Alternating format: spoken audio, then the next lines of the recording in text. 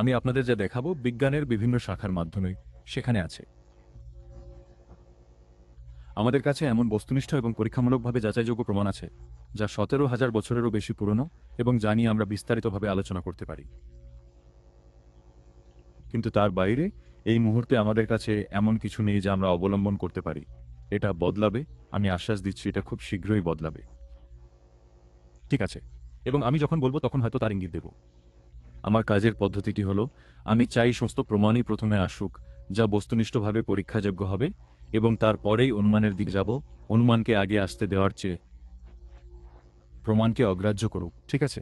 তাই যখন আমি 17,000 বলি, আশা করি সৌভাগ্যবশত এখানে কেউ চেয়ার থেকে পড়ে যাবেন না। 17,000। কিন্তু এমনটা মাঝে মাঝে হয়, লোকেরা চেয়ার থেকে পড়ে যায়, কিন্তু আসলে এটা এক অর্থে খুব রক্ষণশীল। ঠিক আছে, আমরা এর সীমা নিয়েও কথা বলবো।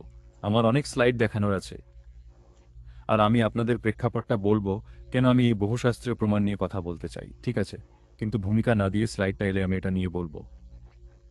তিনটে বড় বিষয় আমি বলতে চাই।